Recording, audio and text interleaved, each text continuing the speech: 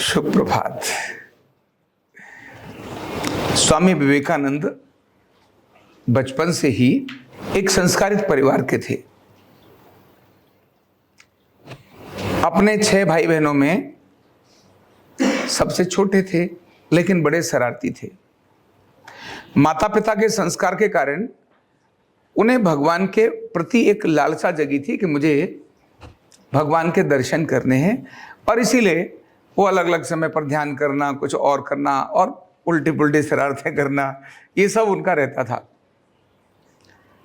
जब थोड़ा युवा हुए तो किसी ने बताया कि कालीकट में, कलकत्ता में एक महाराज रहते हैं जिन्होंने भगवान को साक्षात देखा है, तुम उनके पास जाओ।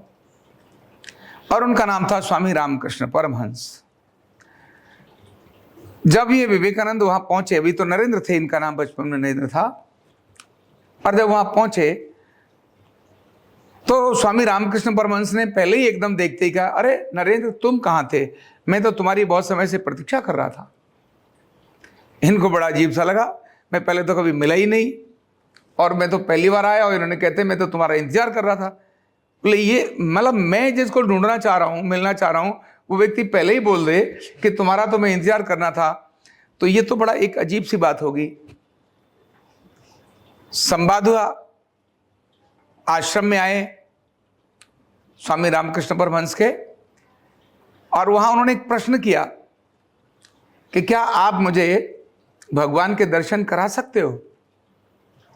पर इससे पहले कहा कि क्या आपने भगवान को देखा है? तो रामकृष्ण परमहंस ने कहा, हाँ, मैंने ऐसे ही भगवान को देखा है जैसे मैं तुमको देख रहा हूं। मैंने कहा, क्या मुझे दर्शन करा सकते हो? बोले, हाँ, बिल्कुल वैसे ही दर्शन करा सकता हूं जैसे तुम मुझे देख रहे हो। जो प्रश्न का उत्तर चाहिए था, जो अभी तक कहीं विवेकानंद को नहीं मिला, नरेंद्र को नहीं मिला, वो उत्तर वहां मिल गया। और इसके बाद वो आश्रम के एक डिवोटी हो गए। आश्रम में शिष्य तो अनेक थे, लेकिन इन्होंने अपनी सेवा, अपनी परिश्रम, अपनी मेहनत बिल्कुल सबसे हटकर करना शुरू की। पूजा के बर्तन अगर जब उनके हाथ में आए तो पूजा के बर्तनों को इतना अधिक साफ किया, इतना अधिक चमकाया कि इससे पहले इतने चमकदार बर्तन ही कहीं नहीं थे। झाड़ू और सफाई की बात आई तो जितनी अच्छी और बढ़िया झाड़ू, आश्रम की सफाई, स्वच्छता इस नरेंद्र ने की, इससे पहले अन्य कोई करते नहीं थे। बिल्कुल बारीकी से हर जगह पर सफाई करना, ये इनका क्रम रहा। ध्यान में भी बैठते, लेकिन तो भी अभी कुछ आनंद नहीं आ रहा था। एक दिन फिर उन्होंने प्रश्न किया, क्योंकि प्रश्न तो अनेक बार करते थे।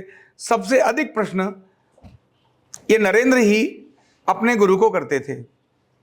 नदी में स्नान के लिए जा रहे थे। स्नान में जब गए, स्नान के लिए गए, जैसे थोड़े पानी में पहुंचे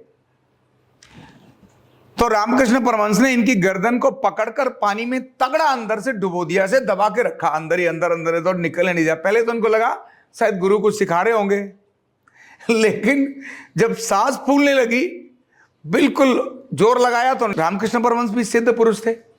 उनके तो छूने मात्र से ही बहुत कुछ हो सकता था, उन्हें शरीर की ताकत लगाने की जरूरत नहीं थी। पानी में अंदर ही अंदर डुबोने की स्थिति कर दी, और वो तो बेचैन होने लगे, घबराने लगे, कुछ भी करने लगे। तो जोर से हाथ मारा अपने गुरु के हाथ में, और बाहर निकल के क्या बोले, मैं तो साधना के लिए आया था, तो मुझे मारना चाह रहे हो? ये तो तुमने मेरी मारने की स्थिति पैदा कर दी। रामकृष्ण परमहंस शांत हुए, और उन्होंने कहा कि जितना अभी तूने तड़फी है ना, जो अभी तड़फा है अपनी जान को बचाने के लिए, जो तू तड़फा है, अगर इतनी ही तड़फ तू भगवान को प्राप्त करने के लिए ले लेगा तो तुझे भगवान मिल जाएंगे। ये एक ऐसा सेंटेंस था जिसने नरेंद्र के जीवन को बदल दिया, और वो विवेकानंद हो गए। इसके बाद तो वो भूल गए सब कुछ।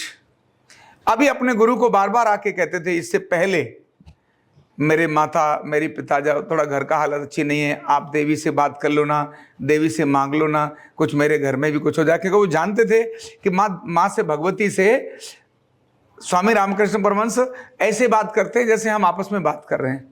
इसे, और वो जो चाहते वो सब दे सकती थी, क्योंकि माँ तो माँ है। तो ये उनको बार बार कहते थे कि मांग लो ना। तो स्वयं रामकृष्ण परमहंस कहते थे, तुम जाके मांगो ना, तो वो भी आके देवी के सामने ऐसे प्रार्थना करते, लेकिन धन दौलत नहीं आता। उनको कहते हे माँ मुझे भक्ति दो, हे माँ मुझे ज्ञान दो, यही आते, फिर उधर वापस आ जाते। इस घटना के बाद नरेंद्र ने मांगना बंद कर दिया, और ये वही नरेंद्र जब साधना के अंदर बहुत उच्च कोटि की अवस्था में आ गए, बहुत उच्च कोटि की अवस्था में आ गए, जिन्हें जबरदस्त समाधि का अनुभव हुआ, और वह समाधि भी अपने गुरु के सानिध्य से हुई।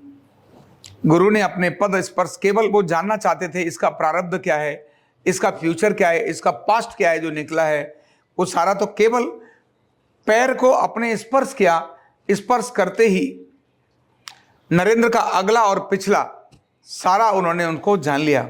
इतनी सिद्ध पुरुष थे वो, तो बातचीत रोते रोते समाधि में चले जाते थे रामकृष्ण परमहंस। अभी अचानक कोई भाव आया और रोने लगे, और वो उसी में समाधि में चले गए, और कई कई दिन तक वो उसी अवस्था में रहते थे।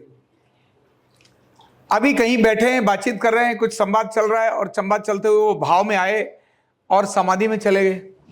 यानी उनको समाधि में जाने के लिए 1 मिनट भी नहीं लगता था।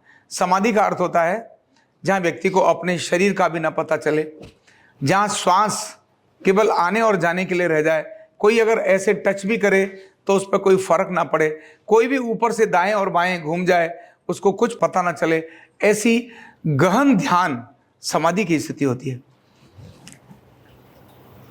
तब ऐसे दिव्य शिष्य थे जो उनको अमेरिका जाने का जब मौका मिला, अपने इसी पुरुषार्थ और परिक्रम के कारण से अमेरिका की कठिन परिस्थिति में भी विवेकानंद ने कैसा किया कि जब वहां अमेरिका पहुंचे, शिकागो में जहां धर्म संसद था, -डिग्री टेम्परेचर था, जिसके घर जाना था उसके घर जाने का एड्रेस गुम गया, मिला नहीं। अब क्या करें, बाहर रात्रि का समय है, कहाँ रुकें? तो वहां कहीं भी किसी के बाहर कोई रुकने नहीं देता, कहीं भी रुकने नहीं देता। अमेरिका की स्थिति है, आप सड़क पर नहीं रह सकते, कुछ भी कर लेंगे, मतलब कुछ भी ऐसा वहां की परंपरा नहीं है।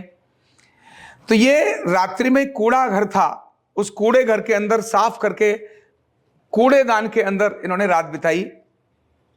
अगले दिन चांस की बात है कि वहां बाहर धूप में बैठे थे तो कोई एक परिवार आया, और परिवार जब निकल रहा था इसका सन्यासी वेश देखने के बाद उन्होंने अपने पास वो रुके और उन्होंने कहा कि आप यहाँ कहाँ पर आए हैं? इन्होंने कहा कि मैं तो धर्म संसद के अंदर आया हूँ, मुझे धर्म संसद में भाग लेना है। बोले आपको उसका पता है? बोले मुझे पता नहीं, मेरे पास एक पर्ची थी वो भी गुम गई, जिसके पास मुझे आना था वो भी मुझे पता नहीं है। वो अपने साथ ले गए और उन्होंने धर्म संसद के अंदर उनको भाग दिलाया। वो जान गए थे, उनको समझ में आ गई थी, एक परीक्षा भी उनके यहाँ हो गई थी कि ये वहाँ जाकर एक साहित्य का ग्रंथ पढ़ रहे थे। ग्रंथ को पढ़ते पढ़ते उनकी पत्नी चाय के लेकर आई, उसने कहा कि महाराज स्वामी जी चाय ले लीजिए, इनका ध्यान ही नहीं गया। ये उस पुस्तक को पढ़ते रहे। उस पत्नी ने जाके शिकायत की, कौन बदतमीज आदमी आ गया है, मैं जाती हूँ चाय के लिए, चाय ले लो, और ध्यान ही नहीं करते। तो वो पुरुष स्वयं उठकर आए, जब तक इन्होंने पुस्तक पढ़ ली थी। उन्होंने कहा स्वामी जी मेरी पत्नी आपके लिए चाय लेकर आई थी, आपने उनको कोई रिस्पॉन्स नहीं दिया। बोले अरे कब आई थी? मुझे पता नहीं, मैं तो पुस्तक पढ़ रहा था, और पुस्तक इंग्लिश में थी। उस व्यक्ति को पता ये तो सिर्फ चित्र देख रहे होंगे, कोई जैसे बालक चित्र देखता है ऐसे देख रहे होंगे। तो उन्होंने कहा क्या? उसने पूछा क्या आपने पुस्तक पढ़ ली? बोले हाँ मैंने पुस्तक पढ़ ली। बोले कुछ समझ आया? बोले हाँ सारा समझ आ गया। इन्हें समझ आ गया कि ये समझ रहा है कि मैं कुछ नहीं जानता। तो इन्होंने कहा, विवेकानंद ने कहा उनको कि आप इसमें कुछ भी पूछ सकते हो, मैं इस पुस्तक को पहले से आखिर तक और आखिर से उल्टा भी इसको सुना सकता हूं, आप कुछ भी पूछिए। उन्होंने 2-3 प्रश्न किए तो विवेकानंद जी ने उसका पेज और पैराग्राफ सहित उनको बता दिया, इस पेज पर इतने पैराग्राफ पर इस लाइन से इस लाइन तक आपका उत्तर लिखा है, देख लो। दंग रह गए। ये देखने के बाद उन्होंने कहा कि मैं पुस्तक पढ़ रहा था इसीलिए मेरा ध्यान नहीं गया।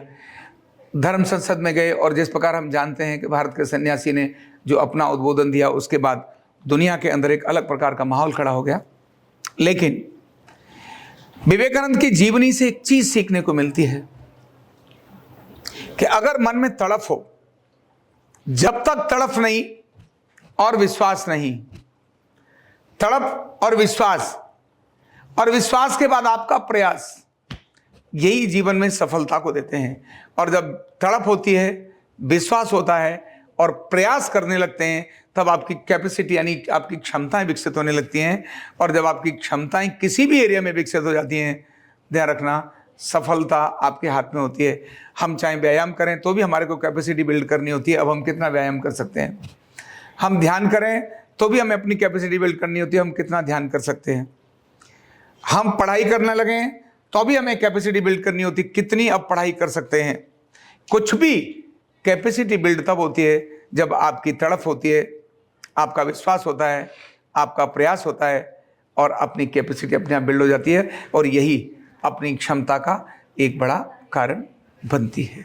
बहुत बहुत धन्यवाद। न्यूरोथेरेपी का कंप्लीट कोर्स सीखने के लिए जुड़िए हमारे ऑनलाइन ट्रेनिंग प्रोग्राम से और जानिए करीब 100 बीमारियों का इलाज बिना दवा और बिना मशीन के। इस न्यूरोथेरेपी ऑनलाइन ट्रेनिंग प्रोग्राम से आप घर बैठे बन सकते हैं गवर्नमेंट सर्टिफाइड न्यूरोथेरेपिस्ट। रजिस्ट्रेशन के लिए नीचे दिए गए नंबर पर अभी कॉल करें। और हाँ, हमारे वीडियो को लाइक करना, शेयर करना और चैनल को सब्सक्राइब करना बिल्कुल भी ना भूलें। धन्यवाद।